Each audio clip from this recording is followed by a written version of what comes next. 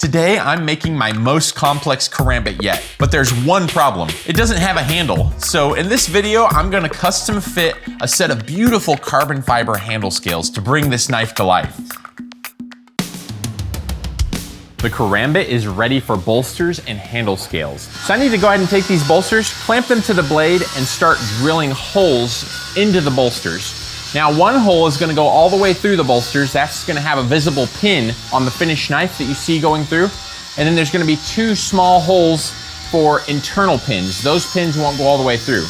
As I'm drilling these holes, I need to try my absolute best to make sure that these little 16th inch lineup pins fit nicely in the holes. I don't want them to fit too loose, otherwise the bolsters won't, they'll kind of flop around and they won't fit nice and tight.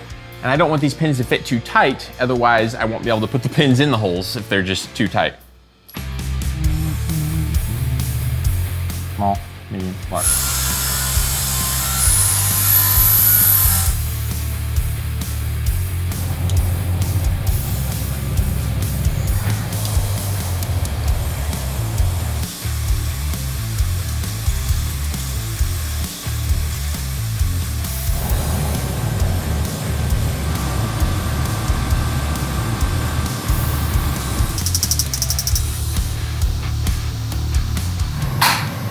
Uh-oh. All I did was tap it in there a little bit with a little hammer. It fits really tight. It's not even turning.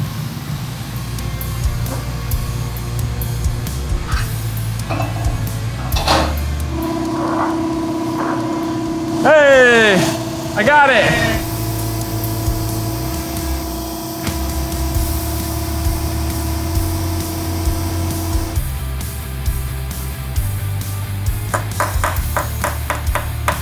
After a bit more tweaking with some drill bits that were only like 1/1000th of an inch larger, let's see how our bolsters fit. Ooh. Oh, did you hear that snap? We've got our bolsters on there. I shaped a little bit of this material away just to kind of get it out of the way so it would be matching the shape. I had to really be careful though drilling those holes out. I didn't want to get them oversized too much and have everything be loose and wibbly wobbly. And at the same time, I didn't want them too tight. There for a second, I really thought that pin was gonna be permanently stuck. I thought it was gonna break off. I was pulling on it so hard earlier. Next, I'm gonna take our two bolsters that are pinned together with our 3 lineup pins, and I'm going to shape the end of the bolster. This is the end that meets up to the handle scales. I'm gonna shape that end first, and then we'll do the other end towards the blade. This is gonna have an extra complicated curved fit up to the handle scale. It's not gonna be your standard flat fit up where it's flat on flat. We're gonna have this curved shape, and then the handle scale will have a curved shape, and it'll all match up. Hopefully, that's the idea.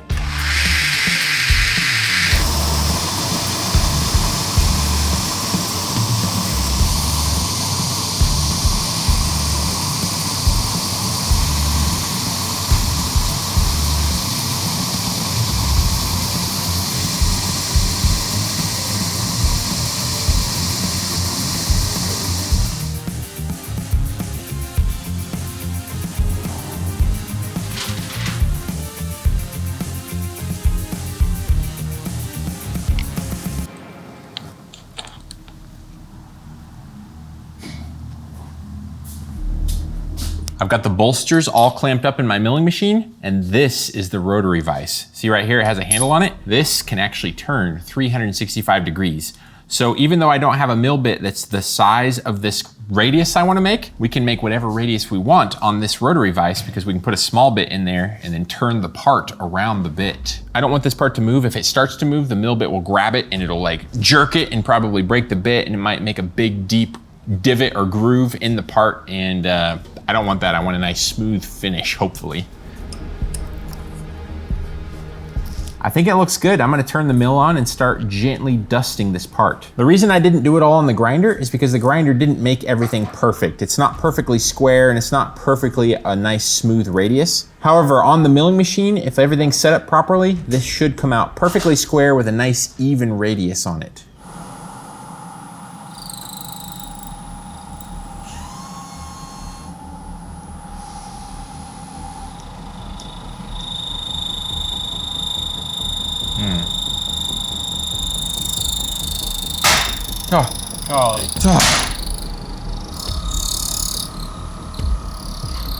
I don't like that.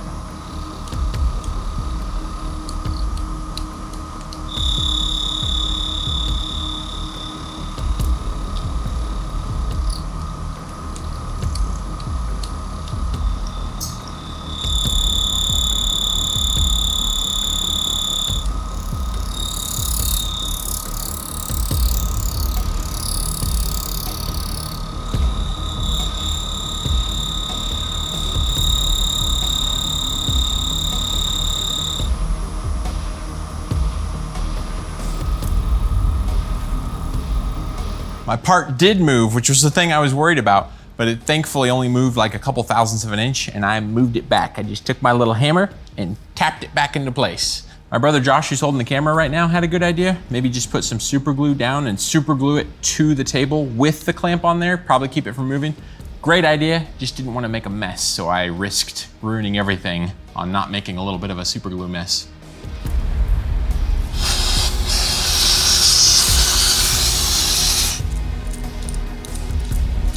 Inspection! Ooh. Oh wow, what a nice finish on it too. It's so smooth. Wow.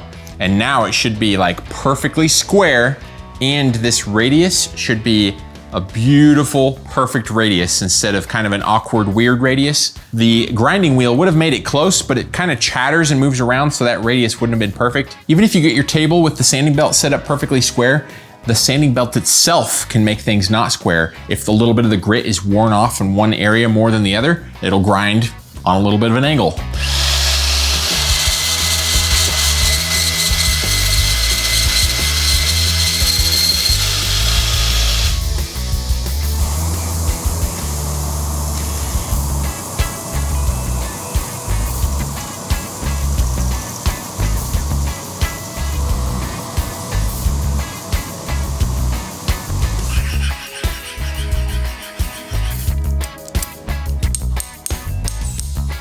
I just finished shaping the front of the bolsters, and now they match this curved plunge line that I have right here really well, and I really like how they're looking.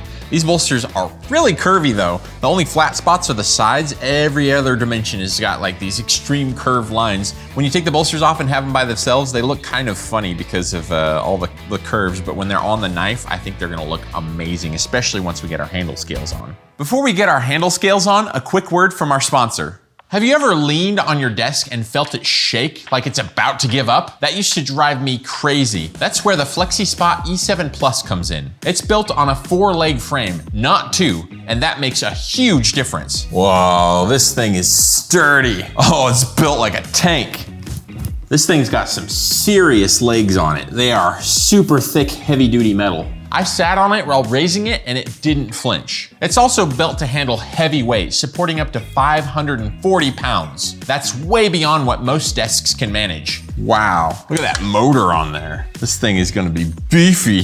The 3-stage legs give it massive range from 26 to 51.6 inches. Whoa, this is awesome. Look how high it goes. So whether you're sitting, standing, or making, it's comfortable at any height. Now look, no one buys a desk to change light bulbs, but when it can lift that high and stay rock solid, you know it's built right. I mean, most desks struggle with a monitor arm, but this one can bench press me and my entire hammer collection. It's backed by a 15-year warranty and a 30-day risk-free return, which says a lot about how confident FlexiSpot is in their build quality. Black Friday's coming up, and FlexiSpot's running their biggest sale of the year, up to 80% off, and you might even score your order completely free. Use my link below and the code YTE7P50 for an extra $50 off. That would mean a lot and really help support the channel. Thank you to FlexiSpot for sponsoring today's video. And now let's get back to custom fitting those handle scales. And speaking of handle scales, I've got some beautiful carbon fiber here. This one kind of has a random weave to it, and it's very high quality and solid with no pits or voids or anything, at least that I can see on the outside. I already went ahead and laid out 2 handle scales for us to cut out, so we can take these over to the bandsaw, and I'm gonna put an old worn out blade on there. The reason you want an old worn out blade is because the bandsaw teeth will get worn off very quickly if you use a new blade. So I like to just throw an old junk one on there so I'm not destroying a brand new one right away, because the carbon fiber is tough on blades. Working with the carbon fiber can be pretty dangerous, so I definitely need to use a respirator whenever I'm gonna be sanding or doing a lot of grinding. And I also like to wear some rubber gloves or something when I'm doing cutting and sanding and stuff like that, because this carbon fiber creates a bunch of little dust that has little tiny fibers that gives you thousands of splinters all over around your fingers, and it's very uncomfortable. So I gotta be very careful of that, and you definitely don't wanna breathe this stuff at all. Let's get this thing cut up.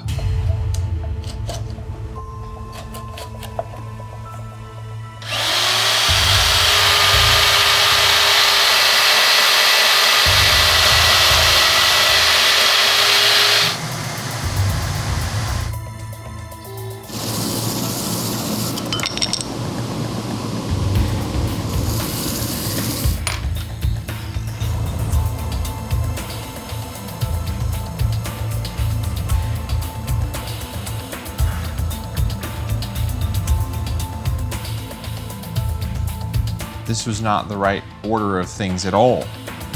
I completely messed up the order. This is scrap. Like, this is no good.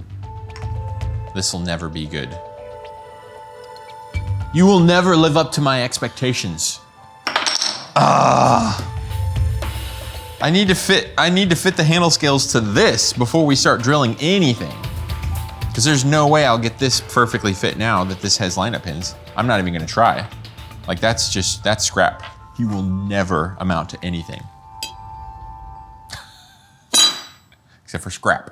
So I was just drilling out the holes for this handle scale, and I realized I am doing everything in the complete wrong order. This piece that I already drilled holes into, it's gonna be scrap. There's no way I'll be able to get it to work. The right order of things was going to be to fit this handle scale to this curved bolster fit up. Get that fitting first, and then drill the holes on the handle. Because I drilled the holes first, that means I would only get one chance to get this to fit perfectly, and that would just never happen because I'm gonna have to hand fit this. I'm gonna need to make little adjustments, and this will have to keep sliding up further and further. Thankfully, the second piece I didn't drill holes in yet, so that one's not scrap, but I'm gonna have to start over on that one. We've got to get these to fit to this curved bolster fit up first.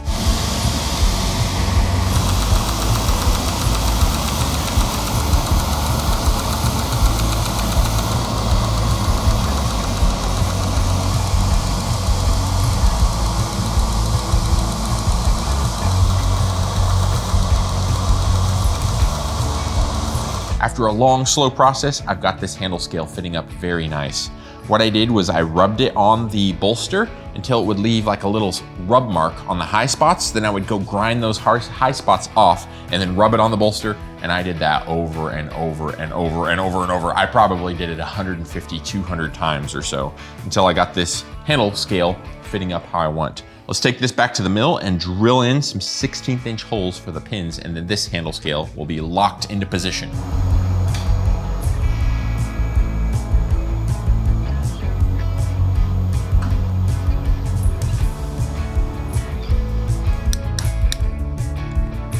Got the holes drilled. Let's see if a 16th inch pin will fit. Little too tight. I'm gonna run through these holes a few more times with a drill bit that's slightly larger than 1/16 of an inch. Got the 16th inch pin holes drilled, and now these pins fit with the perfect tension that I was looking for. They're not loose and they're not super tight, they're just snug. Let's see how this all fits up.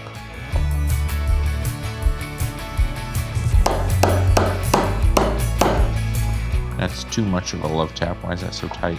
After a little bit more finagling and running the drill bit through with the handle scale and the tang together, I've got it to where the pins can all go through our handle scale, and we are done fitting the right side to the handles. It fits beautifully. This tight curve right here up against the bolster looks great. And these pins fit nice and snug, so they're not gonna be moving all over the place as I go shaping the handle and sanding it and everything.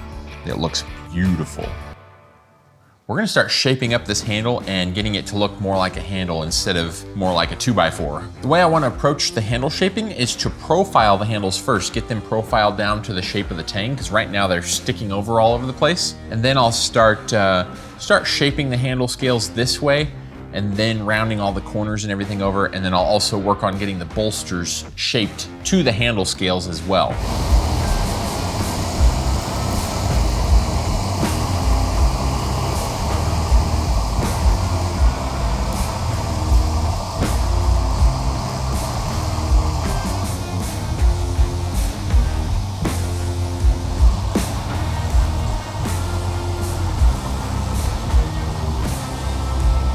I just finished profiling the main portion of the bolsters and the handle. I still have to do the end here, but the main portion up here and down here is nice and profiled down to the tang.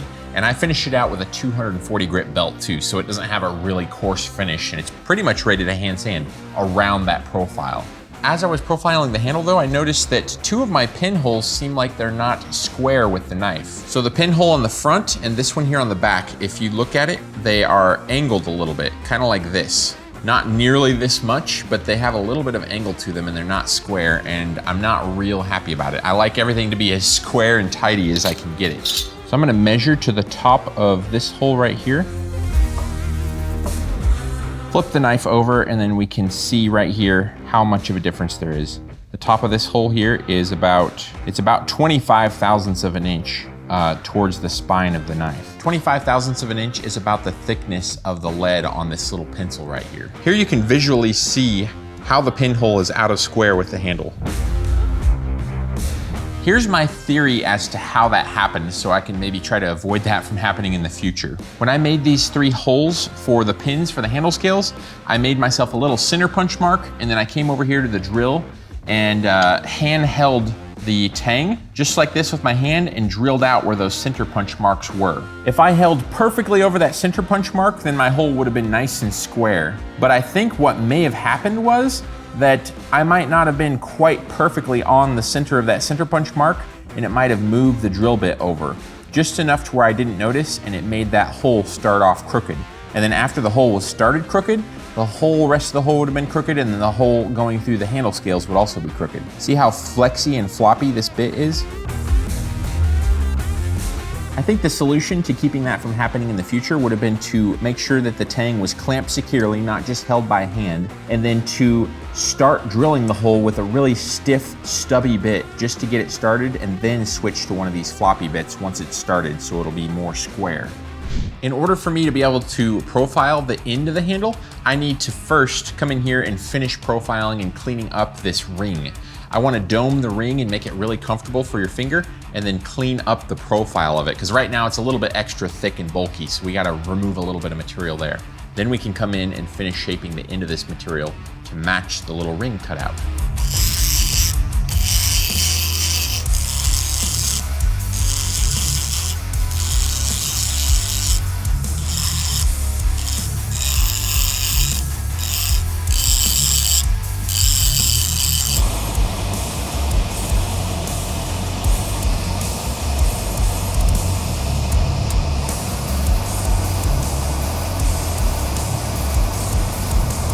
I finished shaping the inside of the ring here, and I also went ahead and cleaned up the profile because there was a little bit of material to remove on the outside. On the inside, I wanted like a nice comfort fit, just like you would have on a ring. Speaking of marriage and rings, my ring is really cool. I wanted to mention it real quick. It's actually made from tantalum, and it's a really naturally gray metal. It's also very heavy. It's nearing the point of density of lead, but not quite. And it's also very, very corrosion resistant. So they use it for joint replacement and I don't know, some internal replacement parts in your body so they don't rust or oxidize. Now that the ring portion of the tang is shaped, I can focus on the end of the carbon fiber. We already got everything else profiled, but the end still has a lot of material. So I scribed myself a little line. I'm gonna grind down to it and continue shaping these down until they look kind of similar to my sketch.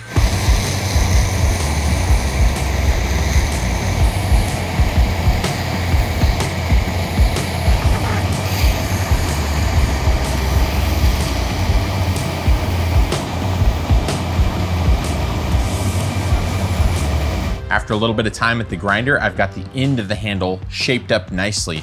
So now our entire profile of the handle is shaped, but I still need to shape in this dimension before we start rounding things over. Because if you see this way, it's just a big old thick 2x4 shaped handle. So I'm gonna take it over the grinder and start really sculpting the sides of these handle scales down. I'm gonna work on the carbon fiber first, and then I'll probably go in and work on our metal bolsters.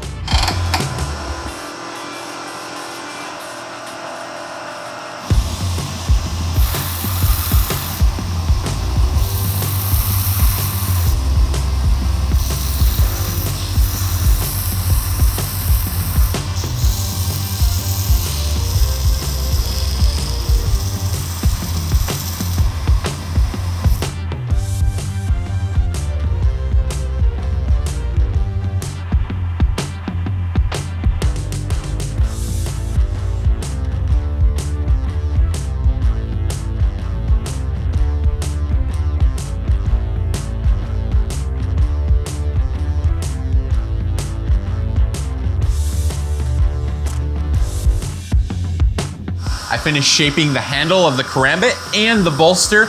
It's feeling very, very nice. We've got the bolster ground down flush to the handle material.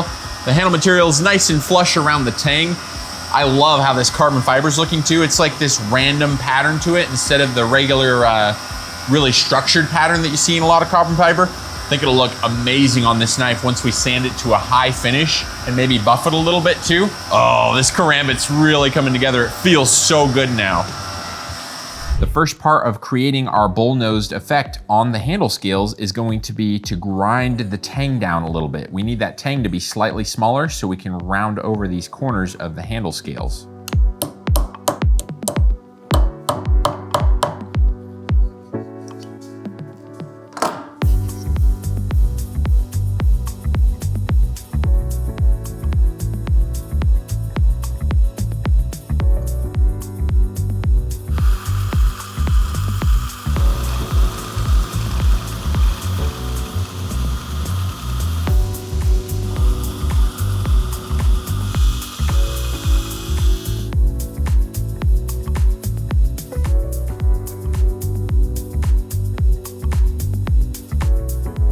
Got my handle and my bolster sanded to 320 grit. The next thing we need to do on this though is to actually bullnose all the corners.